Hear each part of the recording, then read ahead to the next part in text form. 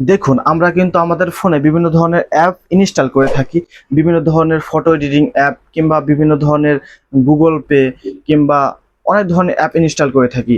App install করার সময় আমাদের ফোনে বিভিন্ন ধরনের পারমিশন চায় এবং পারমিশনগুলো আমরা দিয়ে দেই।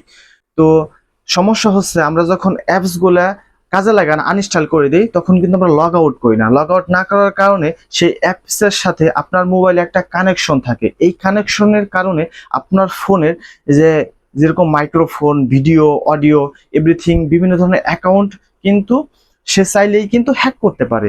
তো এই কানেকশন কিভাবে বন্ধ করবেন এবং আপনার ফোনটা সম্পূর্ণভাবে কিভাবে নিরাপদে রাখবেন, সেই জন্য ছোট্ট একটা সেটিংস করতে হবে। এই জন্য কানেকশন কিভাবে বন্ধ করবেন দেখাবো এই ভিডিওটা লাস্ট পর্যন্ত দেখবেন ও ভিডিওটা শেয়ার করে সকলকে দেখার সুযোগ করে দিবেন।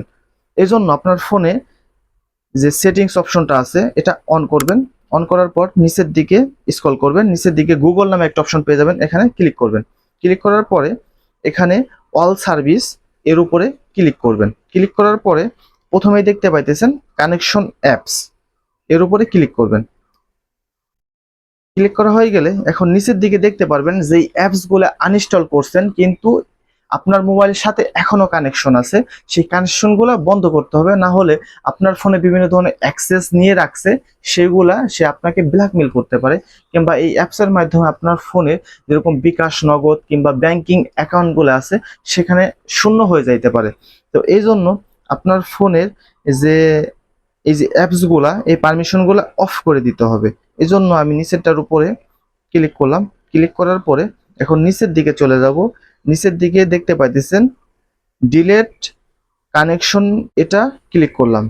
ক্লিক করার পরে এখানে নিচের দিকে একটা কনফার্ম নামে একটা অপশন আছে, এটাকে কনফার্ম করে দিলাম। এখন থেকে যে অ্যাপসটার সাথে আমার কোনো কানেকশন নাই। তো ভিডিওটা ভালো লাগলে শেয়ার করে সকলকে দেখার সুযোগ করে দেবেন। আসসালামু আলাইকুম।